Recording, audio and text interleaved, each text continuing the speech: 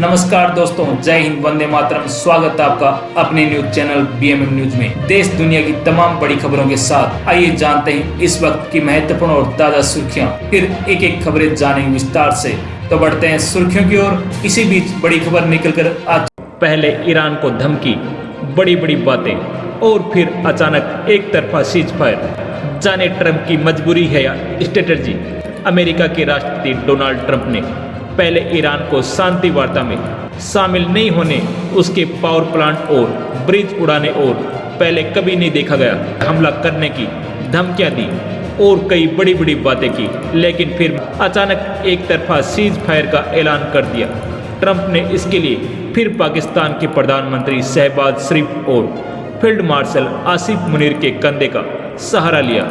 आखिर ट्रंप के पास ऐसी क्या मजबूरी थी जिसने उनको ईरान के अडिग रवैये के बावजूद झुकने को मजबूर किया। सवाल उठ रहा है कि अमेरिका ने ईरान के आगे क्या सरेंडर कर दिया या फिर यह ट्रंप की यह कोई नई स्ट्रेटजी है। ट्रंप की विदेश नीति अक्सर मैक्सिमम प्रेशर यानी अधिकतम दबाव की रणनीति पर आधारित रही है। ईरान के मामले में भी शुरुआत में सख्त बयान, सैन्य चेतावनियां और संभावित कार्रवाई की बातें सामने आई, लेकिन जैसे जैसे हालात बिगड़ने लगे अमेरिका ने अचानक सीज फायर की ओर रुख किया। इस बदलाव ने कई विश्लेषकों को चौंका दिया। ऐसा माना जा रहा है कि ईरान के साथ टकराव के दौरान अमेरिकी सैन्य संसाधनों पर भारी दबाव पड़ा। उस दाव में कहा गया है कि एयर डिफेंस और प्रिसीजन मिसाइल सिस्टम का बड़ा हिस्सा खर्च हो चुका है, जिससे आगे लंबे संघर्ष की क्षमता सीमित हो सकती है।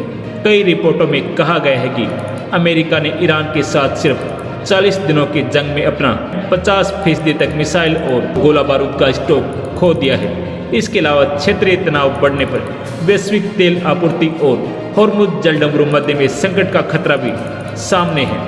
इस दौरान खाड़ी देश अपने यहाँ हुए अरबों डॉलर की संपत्तियों के नुकसान के लिए अमेरिका से मुआवजा मांग रहे हैं, इसलिए ट्रंप बेहद दबाव में है। वहीं अमेरिका की घरेलू राजनीति भी एक बड़ी वजह मानी जा रही है। लंबे युद्धों को लेकर अमेरिकी जनता में थकान है और चुनावी माहौल में एक नया अनपॉपुलर वार ट्रंप के लिए राजनीतिक जोखिम बन सकता था।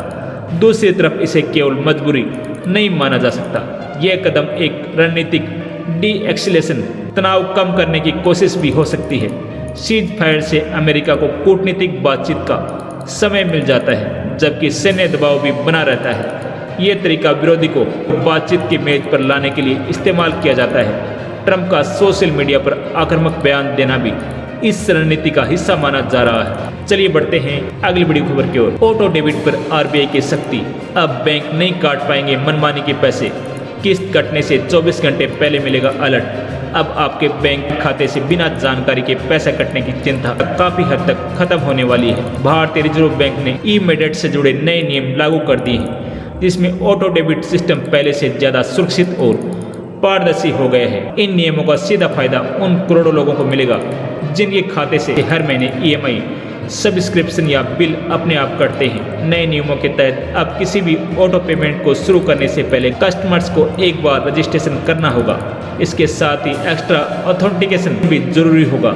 इसका मतलब है कि बिना आपकी अनुमति कोई भी ऑटो डेबिट एक्टिवेट नहीं हो सकेगा।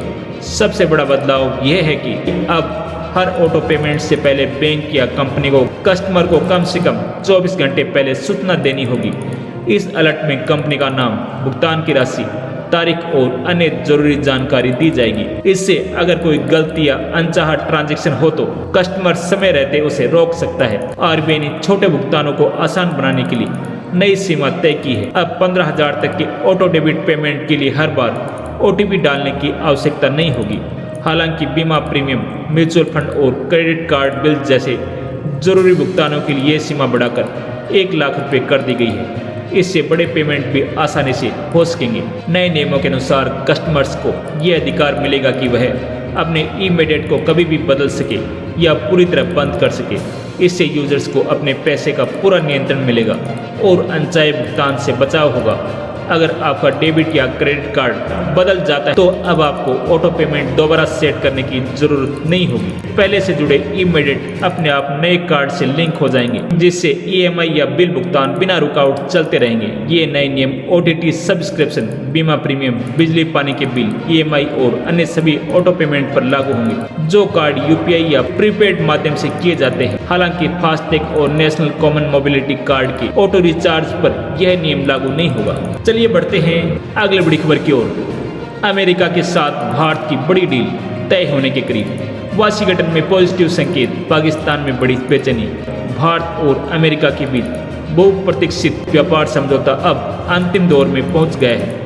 वाशिंगटन में चल रही बातचीत से साफ संकेत मिल रहे हैं कि दोनों देश जल्द ही इस बड़ी डील पर मोहर लगा सकते हैं। इस खबर ने न सिर्फ भारत के लिए उम्मीदें बढ़ाई हैं, बल्कि क्षेत्रीय स्तर पर भी हलचल तेज कर दी है।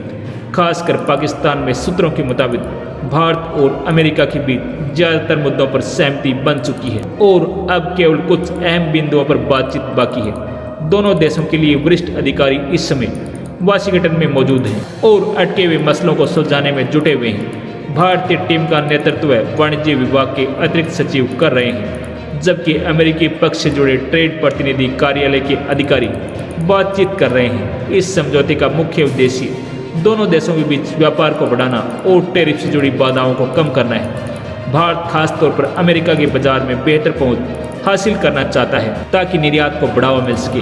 वहीं अमेरिका भी भारतीय बाजार में अपनी मौजूदगी मजबूत करने की कोशिश में है।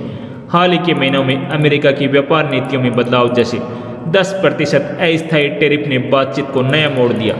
दोनों देशों ने इन बदलावों को ध्यान में रखते हुए समझौते के प्रावधानों पर दोबारा विचार किया है। यही वजह है कि अब बातचीत तेजी से आगे बढ़ रही है। इस बीच पाकिस्तान ने भी इस डील को लेकर बेचैनी देखी जा रही है। वहीं अमेरिका और ईरान के बीच संभावित बातचीत को लेकर सस्पेंस बना हुआ है, जिससे क्षेत्रीय समीकरण प्रभावित हो सकते हैं।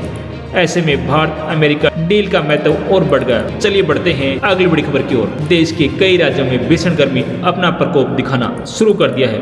अप्रैल के महीने में ही दोपहर के समय बाहर निकलना मुश्किल हो रहा है। वहीं दूसरी ओर पूर्वोत्तर और पूर्वी भारत के कुछ हिस्सों में झमाझम बारिश का दौर जारी है। भारत मौसम विज्ञान विभाग ने पूर्वोत्तर भारत के कुछ स्थानों में भारी बारिश होने की संभावना व्यक्त की है। मौसम विभाग ने कुल 12 राज्यों में बारिश होने का अलर्ट जारी किया है। IMD के अनुसार अरुणाचल प्रदेश, असम, मेघालय, नागालैंड, मणिपुर, मिजोरम और त्रिपुरा में गरज चमक के साथ तेज बारिश हो सकती है। इस दौरान असम और मेघालय में 50 से 70 किलोमीटर प्रति घंटे रफ्तार से तेज हवाएं चलेंगी, जबकि अरुणाचल प्रदेश, असम और मेघालय में भारी बारिश होने का अलर्ट जारी किया गया है। वहीं जम्मू कश्मीर, लद्दाख और हिमाचल प्रदेश में हल्के से मध्यम बारिश हो सकती है। मौसम विभाग ने उत्तर प्रदेश, हरियाणा, पंजाब में अगले 3 दिनों तक लू चलने का अलर्ट जारी किया गया है। पूर्वानुमान के अनुसार लू धीरे धीरे पूर्वी भारत और उससे सटे मध्य भारत की ओर फैलेगी। देश के कई राज्यों में तापमान 40 से 45 डिग्री सेल्सियस बना हुआ है। उत्तर प्रदेश का प्रयागराज जिला देश में सबसे गर्म रहा। यहाँ तापमान 44 डिग्री सेल्सियस तक पहुँच गया है।